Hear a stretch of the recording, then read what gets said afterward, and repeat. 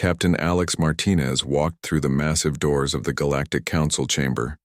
The room was huge, bigger than any building he had ever seen on Earth. The ceilings stretched so high that clouds could form up there. Strange lights danced across the walls, and the air hummed with energy that made his skin tingle. Around him stood beings from across the galaxy. The Zephyrians looked like living crystals, tall and thin, their bodies glowing with soft blue light. When they moved, they made sounds like wind chimes. The Korathek were different, bug-like creatures with hard shells and clicking sounds that served as their language. Their eyes were black and cold, showing no warmth at all. Dr. Lisa Coleman stood beside Alex. She was Earth's best expert on alien minds and cultures. Behind them, Lieutenant Commander Jake Phillips kept his hand near his weapon, though Alex knew it would be useless here. They were surrounded by hundreds of alien species, each one more advanced than humans. The Prime Counselor, called Vex 9, floated above them all. His crystal body was the size of a small building, and when he spoke, his voice filled the entire chamber like thunder rolling across the sky. Alex had to focus hard to understand the translated words coming through his earpiece. "Humans of Earth," Vex 9 began, his voice echoing off the walls.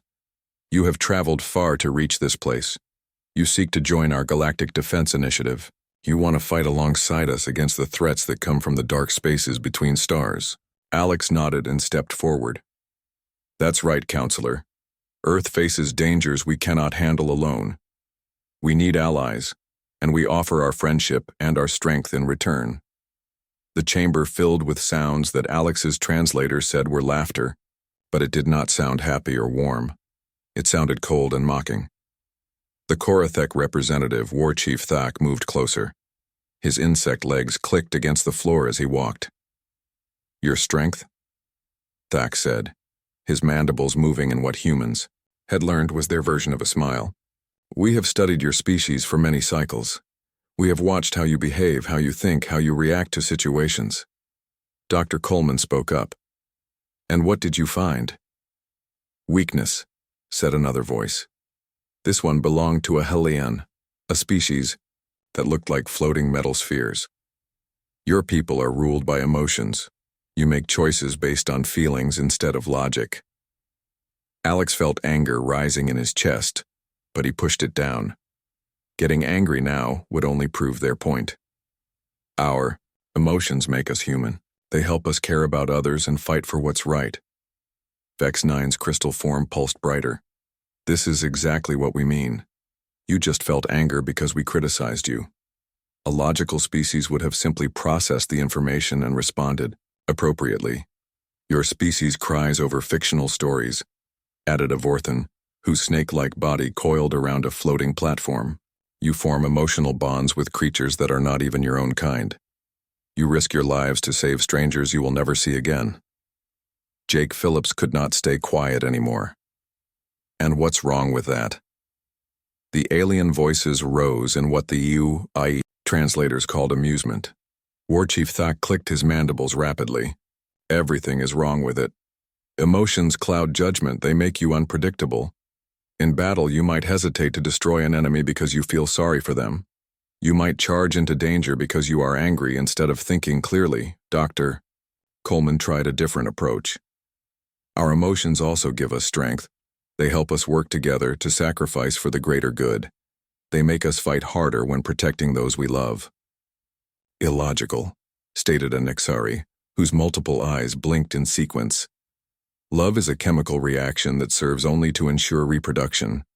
Sacrifice for others who do not share your genetic material is a waste of resources. Fighting harder because of anger leads to mistakes." Alex looked around the chamber.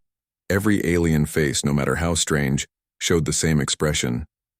They all thought humans were foolish children who let their hearts rule their heads. They saw emotion as a disease that made humans weak and unreliable. "We have made our decision," Vex 9 announced. His voice carried the weight of absolute authority. "Humans will not be admitted to the Galactic Defense Initiative. Your emotional instability makes you unsuitable for military alliance." The words hit Alex like a physical blow. They had traveled for months to reach this place. Earth's government had sent their best diplomats and military leaders. They had hoped to find friends among the stars, allies who would help protect their world from the growing dangers in the galaxy. However, Vex 9 continued, we are not entirely without sympathy for your situation. We will consider trade agreements. You may establish commercial relationships with some of our member species, but military cooperation is out of the question. Dr. Coleman stepped forward one last time. Counselor, please reconsider. Our emotions are not a weakness. They are what make us capable of true cooperation, of genuine sacrifice for others. They help us see solutions that pure logic might miss. Your emotional responses are unpredictable, replied Thak. In warfare, unpredictability in your allies is as dangerous as unpredictability in your enemies. We cannot trust beings who might make critical decisions based on how they feel instead of what they know. The meeting was over. Alex could see it in the way the aliens began turning away, dismissing the humans as if they were no longer worth attention. Guards appeared to escort them from the chamber. These guards were Korathek soldiers, their black eyes reflecting no understanding or sympathy. As they walked back through the massive corridors, Jake Phillips finally spoke. They think we're children because we care about things. They think caring makes us weak, Alex replied. His voice was quiet, but Lisa could hear the determination in it. Maybe someday we'll have a chance to show them they're wrong. Outside the council building, their ship waited. The UES constellation was small, compared to the alien vessels around it, built by a species that the galaxy considered too emotional to be trusted. As they boarded, Alex made a silent promise to himself and to Earth. The galaxy had rejected humanity because they felt too much, because they cared too deeply, because they let their hearts guide their actions alongside their minds. Someday, Alex thought, they might learn that the very thing they saw as weakness could become the greatest strength of all. But for now, humanity would have to face the dangers of the galaxy alone. Commander Amy Rogers stood on the bridge of the UES constellation, watching the screens that showed Kepler 442b burning in the distance. 3 months had passed since the humans were turned away from the Galactic Council. 3 months of traveling, back toward Earth with their tails between their legs, as Jake Phillips had put it. Now they faced something much worse than rejection. Report, Amy said to Chief Analyst Ben Carter, who was bent over his instruments with a look of horror on his face. The Devourers hit the planet 6 hours ago, Ben said, his voice shaking slightly. 12 large ships, maybe 100 smaller ones. They're not just attacking the Zephyrian colonies. They're doing something else. Amy moved closer to look at Ben's screen. The images made her stomach turn. The Devourers were machines, but not like any robots humans had ever built. They moved with perfect coordination, like parts of a single giant organism. Their ships were dark metal, covered in what looked like feeding tubes and collection devices. What are they collecting? Amy asked. Everything, said Navigation Officer Kate Morrison from her station. Resources, technology, buildings. But also, she paused, looking sick. Also the Zephyrians themselves. Amy watched the feed in silence. The Devourers had machines that could grab a living Zephyrian and pull them into some kind of processing chamber. The crystal beings fought back, their bodies flashing with bright defensive light, but it did not matter. The machines were too strong and too many. They're not killing them quickly, observed Weapons Officer Dan Mitchell. It's like they're taking them apart slowly, studying every piece. Ben worked at his controls, trying to get clearer images. I think they're stealing more than just their bodies. Look at this. He put a new image on the main screen. It showed a Devourer machine connected to a captured Zephyrian. Strange energy flowed between them. They're taking their memories, whispered Communications Specialist Tim Brooks. Their thoughts, their experiences, everything that makes them who they are. The bridge fell silent as they watched the horrible process. The Zephyrians were not just being killed. They were being consumed completely, body and mind and soul. Every thought they had ever had, every memory they treasured, every moment of their lives was being stolen by the machines. Incoming message from the planet, Tim reported. It's a distress call. The voice that came through the speakers was beautiful and sad, like music played on crystal bells. Amy had learned enough Zephyrian to understand the basic meaning, but her translator filled in the details. This is Colony Leader Shal Prime of New Harmony Settlement. We are under attack by unknown forces. They are taking our people. They are taking our minds. Please, anyone who can hear this, we need help. We cannot fight them alone. Amy closed her eyes. The Constellation was an exploration ship, not a warship. They had some weapons, but nothing that could fight 12 Devourer vessels. Her crew was 60 people, all brave and skilled, but they were scientists and explorers, not soldiers. Are we going to help them? Asked Kate quietly. Before Amy could answer, another message came through. This one was from the Galactic Council, broadcast on all frequencies so that every ship in the area would hear it. This is Prime Counselor Vex 9 to all vessels near Kepler 442b. The situation on that world has been analyzed. The attacking force is too strong for effective resistance. All ships are advised to maintain safe distance. Evacuation of remaining population is the most logical response. Amy felt anger rise in her chest. The same cold logic that had rejected humanity was now abandoning an entire world of innocent people. She looked around at her crew and saw the same anger reflected in their faces. They're just going to let them die, Dan said. It's not logical to risk ships trying to save them, Jake replied bitterly. Better to cut losses and retreat. Amy studied the tactical display.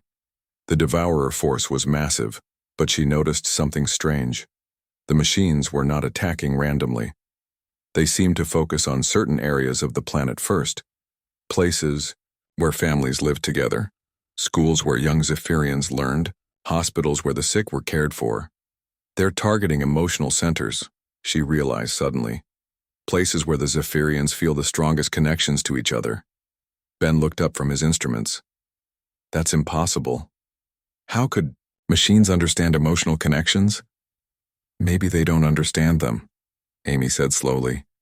Maybe they can just detect them somehow, like heat sensors, but for feelings instead of temperature. She walked to the center of the bridge and looked at each member of her crew. These people had followed her across the galaxy. They trusted her to make the right decisions. Right now, the right decision according to Galactic Council logic was to run away and let the Zephyrians die.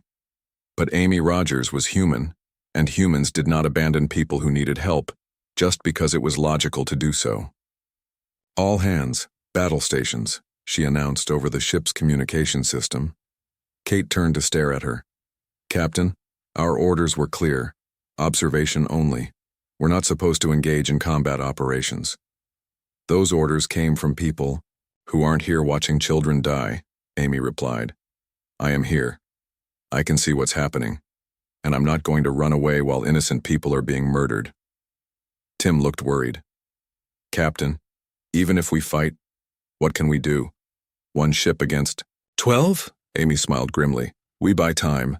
Every minute we keep those machines busy is another minute for the Zephyrians to evacuate their people. Every second we distract the Devourers is another family that might escape. Dan activated the weapon systems. It's suicide, Captain. Maybe, Amy agreed. But sometimes the right thing to do is not the logical thing to do.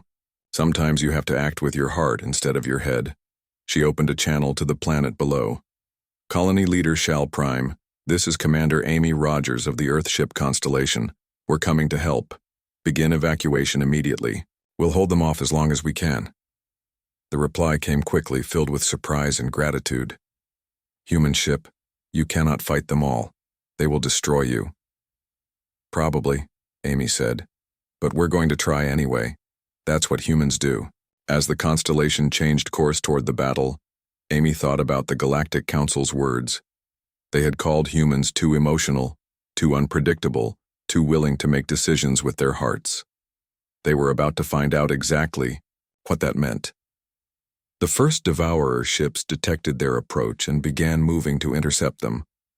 Amy's crew prepared for a battle they could not win, fighting for people they barely knew, because it was the right thing to do. Logic said they should run. Their emotions said they should fight. For once, Amy was glad to be human. The first Devourer ship was twice the size of the Constellation. Its dark metal hull covered with strange tubes and collection devices that gleamed in the light of Kepler 442b's sun. Commander Amy Rogers watched it approach on the main screen, her hands steady on the command chair despite the fear running through her body. "Target their weapon systems," she ordered Dan Mitchell at the weapons station. "Firing," Dan replied. The Constellation's energy beams lanced out across space, striking the enemy ship's hull. The weapons left bright scars on the dark metal, but the Devourer kept coming. "No significant damage," reported Kate Morrison from her navigation post. "Their armor is too thick." The Devourer returned fire with beams of red energy that shook the Constellation like a toy in a storm. Sparks flew from damaged controls, and the lights flickered as the ship's power system struggled to maintain the shields. "Hull damage on decks 4 and 5, called out engineer Rachel White from her station. "We can't take many more hits like that." Amy studied the tactical display.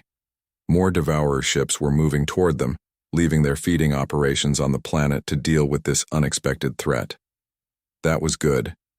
Every ship that came after the Constellation was a ship not harvesting Zephyrians, but it also meant they would be overwhelmed quickly. "Captain," Tim Brooks said from the communication station, "I'm picking up something strange from the Devourer ships." "What kind of strange?" "They're broadcasting on frequencies that don't make sense for ship-to-ship communication. It's more like they're scanning for something specific." Ben Carter looked up from his analysis station, excitement in his voice despite their desperate situation. "I think I know what they're looking for." "Captain, remember how you said they were targeting emotional centers on the planet?" "Yeah. What if they're not just targeting them randomly? What if they can actually detect emotional energy somehow? Like a sensor reading?" Amy thought about this as another Devourer beam shook the ship. "You mean they hunt by following feelings?" "Exactly. And if that's true, then they might be confused by us right now. Human emotions are different from Zephyrian ones. We might be showing up on their sensors as something they don't understand." Before Amy could respond, tragedy struck in a way that would change everything. Tim Brooks suddenly cried out, his hands flying to his earpiece as a priority message came through from Earth Command. "No," he whispered, his face going white. "No, no, no." "What is it, Tim?" Amy asked. "It's the UES Liberty," Tim said, tears streaming down his face. "The Devourers found Earth's outer colonies. My sister Sarah was on the Liberty when they attacked. The ship was destroyed, all hands lost." The grief hit Tim like a physical blow. His sister had been his best friend, the person who had encouraged him to join the space program, who had written him letters every week no matter where in the galaxy he traveled. Now she was gone, consumed by the same machines that threatened, the Zephyrians below. Tim's anguish filled the bridge, raw and overwhelming. But something strange happened. The Devourer ship that had been firing on them suddenly stopped. Its weapons powered down, and it began drifting in space as if its systems had shut down. "What just happened?" Dan asked, staring at his tactical display. "I don't know," Amy replied, but her mind was racing. "Tim, I need you to think about Sarah again. Think about how much you loved her." "Captain, I don't understand." "Just do it. Please." Tim closed his eyes and fresh tears ran down his face as he remembered his sister's laugh, her terrible jokes, the way she always believed he could do anything. His grief filled the communication system, broadcasting on all frequencies as his emotional pain overloaded the ship's circuits. 3 more Devourer ships suddenly went dark, their systems failing as something they could not process flooded their sensors. "That's it," Amy breathed. Ben was right. They hunt by emotions, but they can't handle human emotions. We're too complex, too chaotic. We're overloading their systems. Rachel looked up from her engineering station. "Captain, if that's true, we could weaponize it. I could modify our communication arrays to broadcast emotional patterns directly." "Do it," Amy ordered. Then she turned to her crew. "I need all of you to do something that's going to sound crazy. I need you to feel. Not just think about feeling, but actually feel as strongly as you can." Kate looked confused. "Feel what?" "Everything. Love, fear, anger, hope, sadness.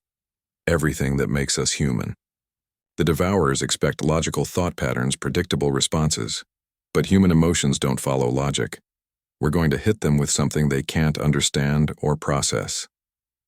The crew looked at each other uncertainly. They were trained to stay calm under pressure, to think clearly in crisis situations. Now their captain was asking them to do the opposite. "I'll start," Amy said.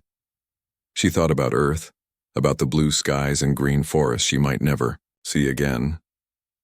She thought about the children in the school she had visited, their faces bright with curiosity about the stars.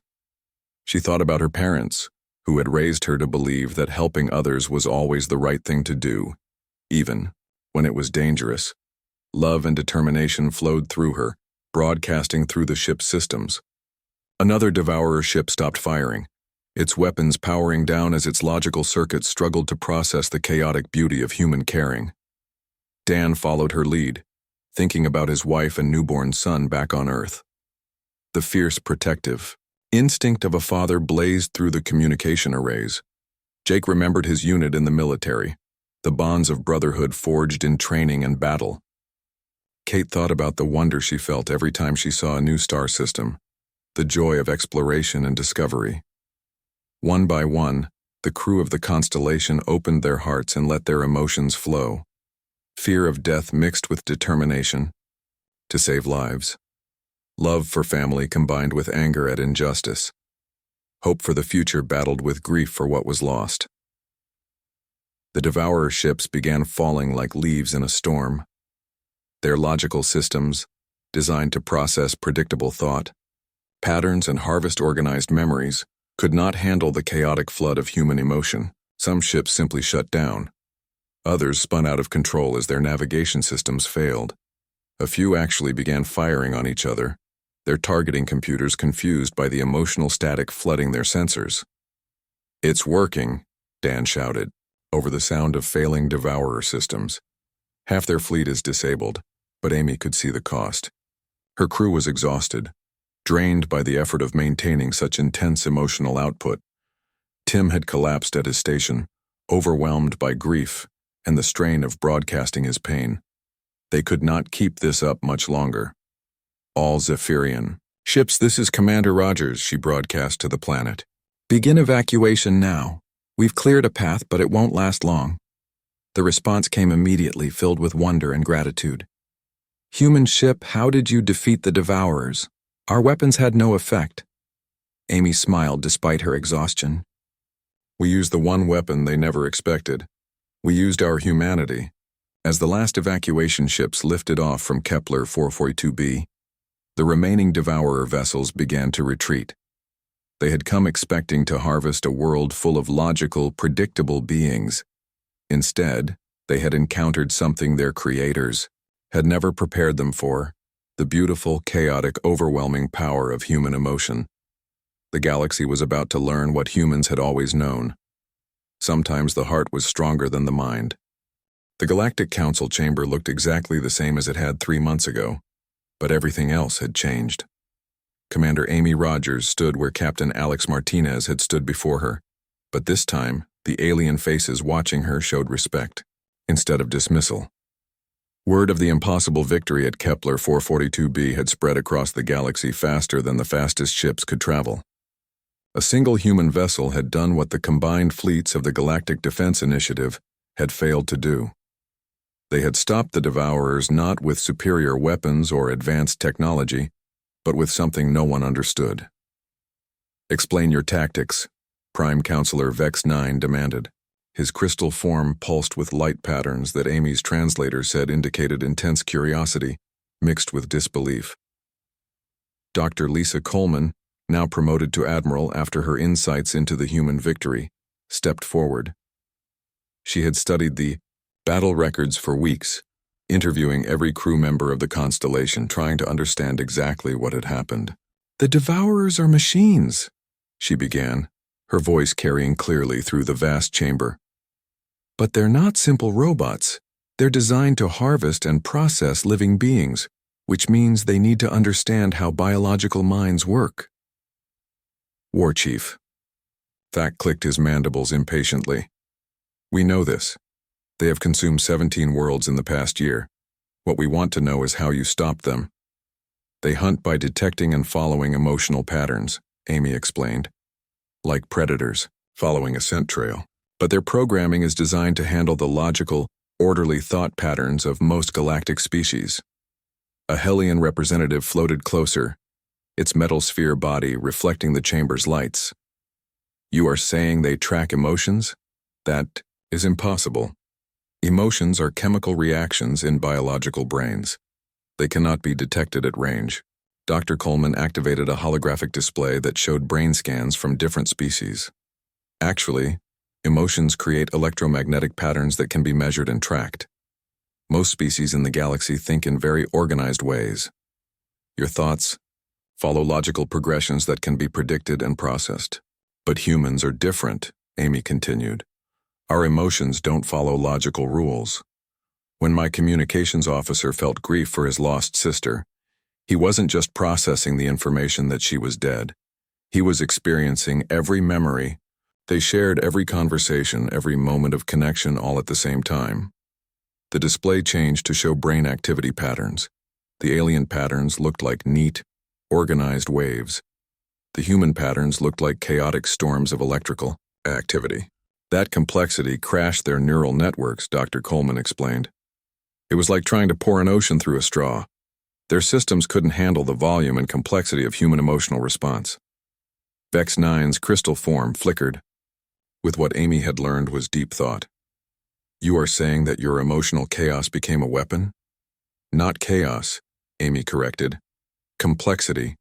Human emotions have their own patterns, but they're patterns that can't be reduced to simple logic. When we love someone, we don't just decide they're valuable to our survival. We carry them with us in our hearts, in our memories, in the way we see the world. A new voice spoke from the back of the chamber.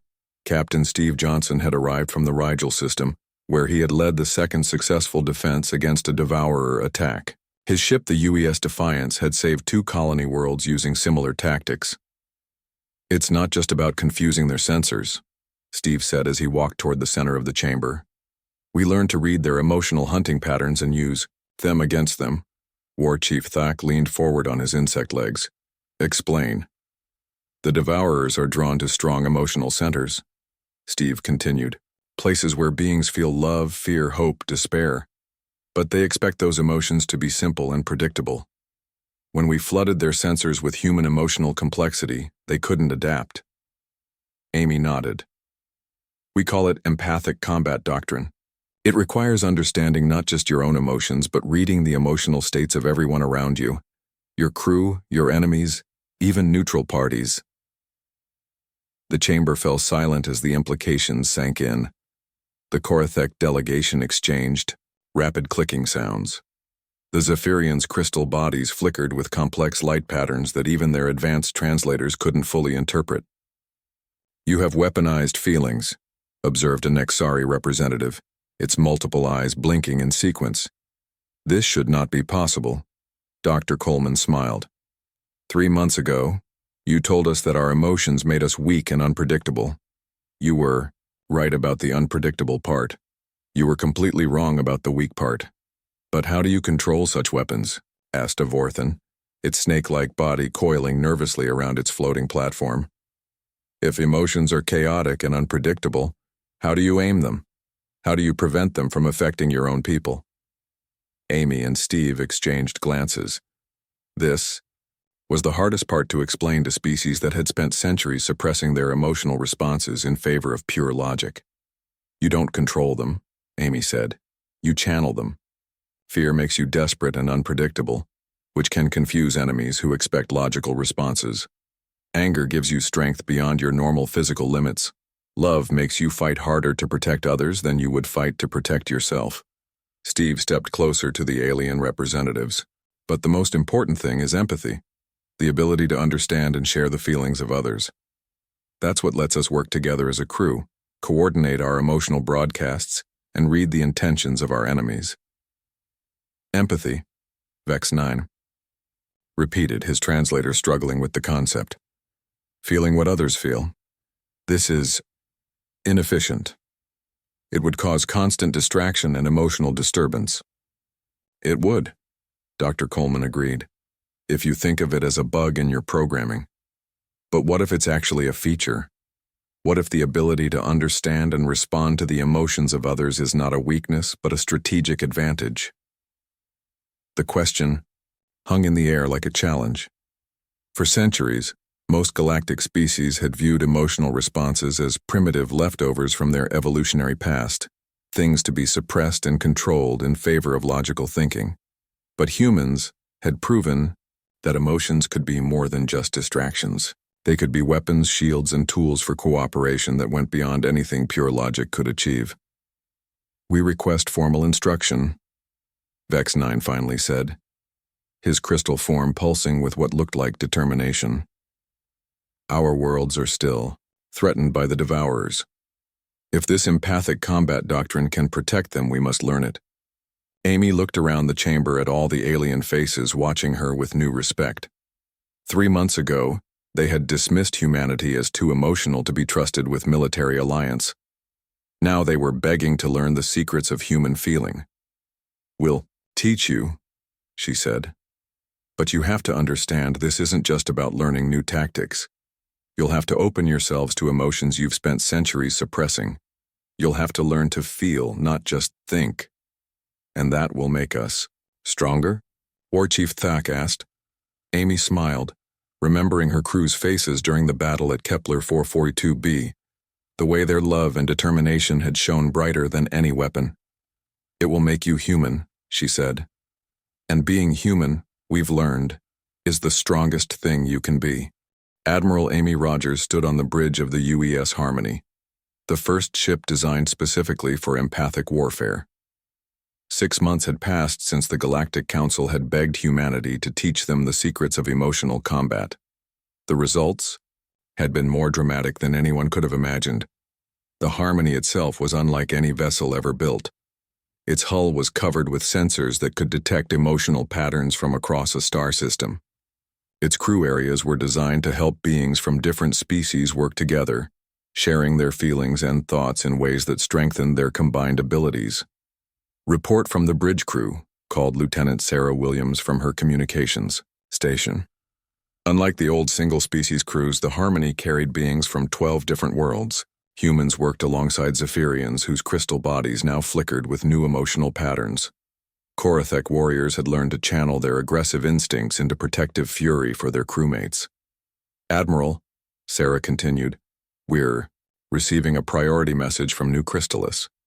The young Zephyrians are experiencing what they call feeling sickness again. Amy smiled at the term. As other species began to understand the strategic value of emotions, many were discovering that their younger generations were naturally developing emotional responses that their cultures had tried to suppress for thousands of years. Dispatch Counselor Kelly Turner and her empathic response team, Amy ordered. Have them focus on teaching emotional regulation techniques, not suppression.